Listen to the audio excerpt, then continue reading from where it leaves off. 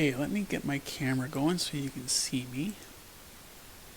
And here we go. Perfect. I hope you can all see me now. Great. So, thank you for registering for this class for understanding Agile and main frameworks.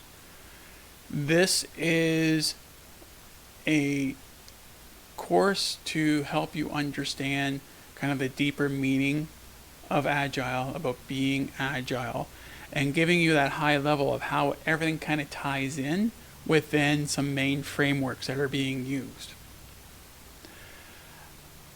With this course, you have a one-on-one call that you can schedule with myself to discuss topics, what we've discussed in the course, if there's an issue or a concern or frustration you're having with your teams, with Agile, and we can work through and provide a strategy. We can use that to create some potential solutions to help you resolve those issues.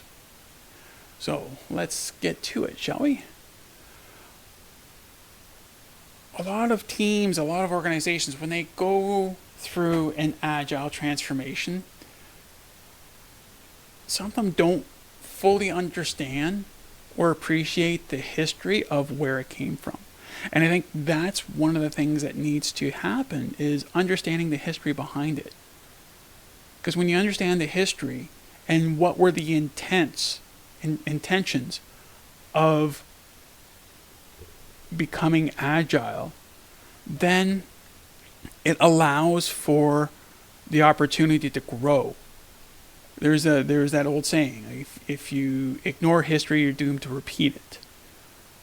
Well, if we don't understand the history of Agile development, then the frustrations everyone has incurred over using waterfall or is just going to be exhibited within the Agile framework, within the delivery. So some of the things we need to understand is that, like, Kanban has been around since the 1940s.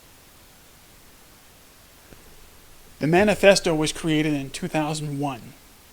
So these forms that we're talking about here were developed well before 2001. What means here is iterative. So the iterative model, RUP, or rapid application development, unified process development, that's been around since the 80s. When you look at lean software and Scrum, depending on what article or where you look, 80s or 90s. You have dynamic system development, which was 1994. Extreme programming, 1996. Feature-driven development, 97. Test-driven development, 98. Throughout the history of being Agile, most of these that have happened in the 80s, 90s, the authors of the manifesto in 2001 were involved in some of this. They participated or helped create it. What the manifesto did was kind of tie everything together, help work through with each other to identify 4 main values, the 12 main principles. Right? Since 2001, even more frameworks have been created, like close to 20. Some are good and widely used. Some, if you don't have the right discipline to work with the framework as a tool, it will get away from you. There are issues. But as we see through here, it is understanding the history is it's about having the discipline to be agile. So It is about value, a new way of doing things, right? Improving speed, efficiency, right? It was built and created so that you can either get ahead of the competition or follow or be a close second behind the competition. It helps with efficiency. But that last piece there, challenging, that is that's the one thing that everyone has experienced at being agile and using agile frameworks, is that it's challenging. And we'll get through in our next section why it's challenging. Like why we see articles or blog posts or YouTube videos saying that agile doesn't work. Agile delivery doesn't work. Reasons for that is the challenging component, is that the discipline needed at being agile is high. It is not the free-for-all a lot of people seem to think. The State of Agile report in 2020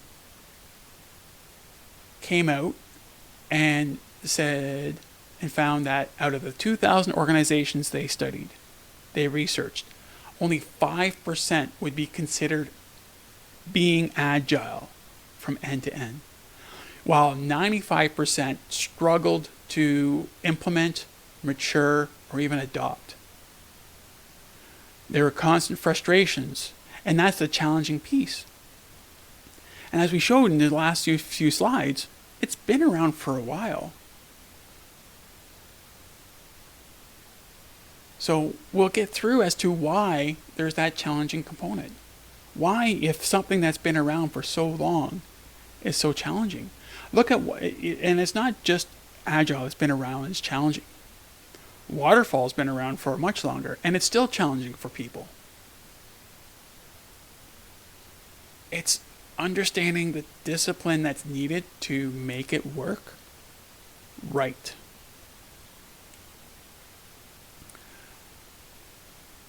So over the past couple decades, previously the main thought about agile delivery was with software, was how to build out software. It was a bunch of techie guys understanding how they can create something fast, efficient, and iteratively so that it can build on top of each other to fail fast and provide value sooner.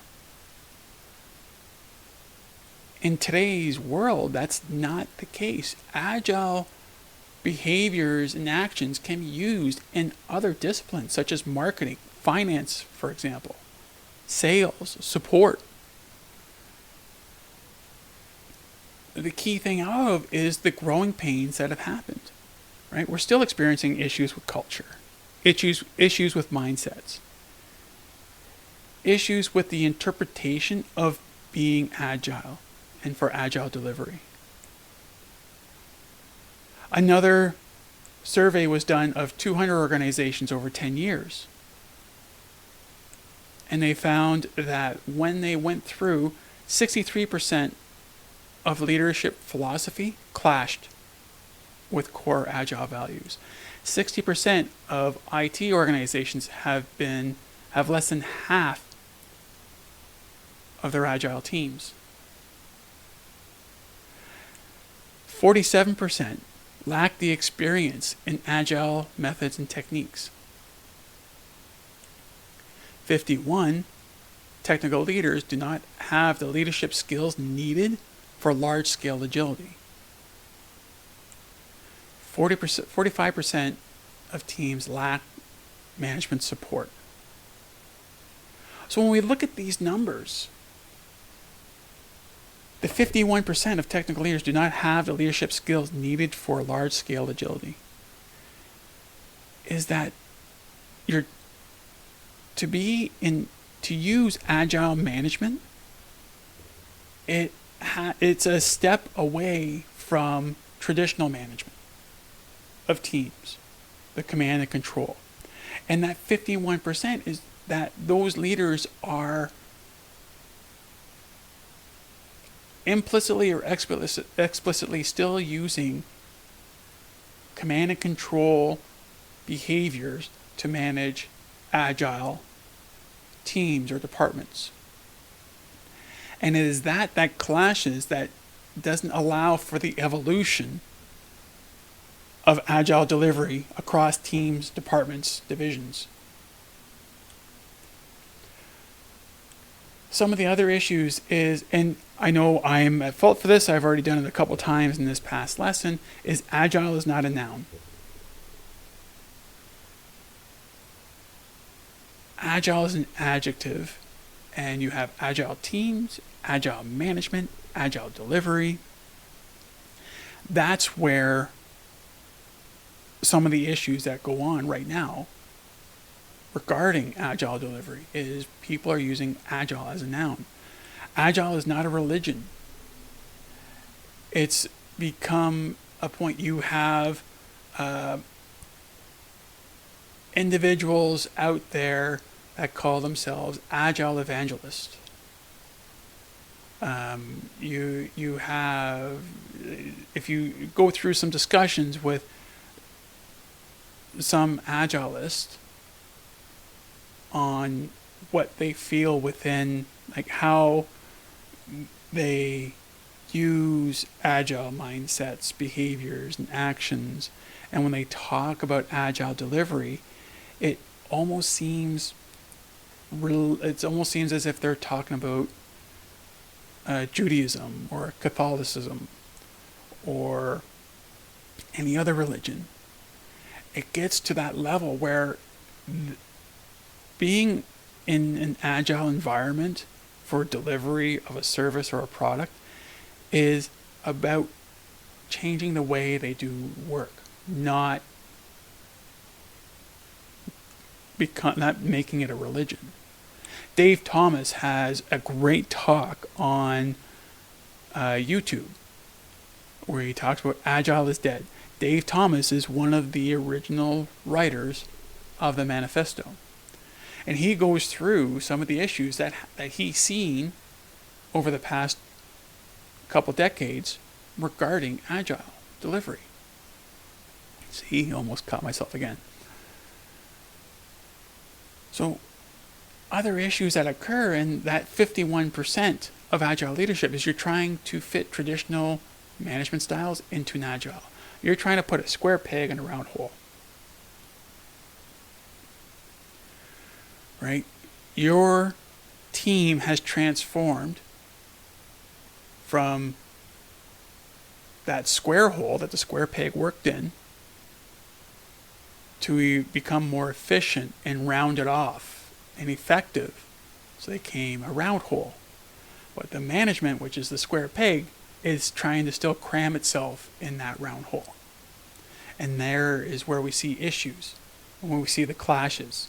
We see the lack of evolution of being agile. And one of the key things is that you're focused on the frameworks within the teams. There needs to be a different view on agile delivery, on being agile. Because when you focus on the frameworks and the frameworks themselves, what you're actually doing is you're doing agile. Now, if some of you recognize this circle, this is Simon Sinek's Golden Circle. And I apply this to everything I do about being agile. Because if you've heard his talk or read his books, the way I'm about to explain it, it makes sense. You can see why it's important. Right? So when you focus on the frameworks, you're actually starting with the what. And a lot of leaders and organizations feel that the framework is the silver bullet to help them be competitive and meet client needs. some of the things we need to look at and understand when you see that. A good example to see that you're focused on the what is look at employee satisfaction, client satisfaction, and maybe even reviews online through Glassdoor or through Reddit or any of the such. And I'm not talking about you can see the good reviews, yes, but it's those negative reviews. Some of them could be tinged with a lot of emotion on them, but they will have a hint of truth. And if, say, you have low employee satisfaction scores, chances are you're going to have lower client satisfaction scores. Or if you're able to produce a product, but the employees are not satisfied, they're disgruntled, they're running into issues, there's constant frustrations in building out that product, then there's something wrong with the agile delivery system that's being used, with the why of the delivery. Right? This is where you can see you're putting that square peg in the round hole, and you're having difficulty maturing. And what I mean by loss of value here, using the frameworks to produce faster, to deliver faster, to have multiple releases, there is value in that. You will see additional value coming out when you're using a framework and delivering. There is some value. You will see some additional value compared to before. What I mean by loss of value here is not achieving the most value possible at an agile delivery. And you're having misguided views of agile values. And when you're looking at misguided views of agile values is looking at the main manifesto values and not appreciating them and almost taking them to verbatim as to what it means, what agile means. We need to understand at being agile to move from the why out. That doesn't mean that if let's just say the team is using Scrum as a framework, and you start looking at being agile, looking from the why out, that you're going to change Scrum. No. What this is going to do is it's going to enhance and evolve how Scrum is used, because you're starting with why. You have agile values that tie to the organization mission. And when I'm talking about agile values here is you give the teams the ability to generate their own agile values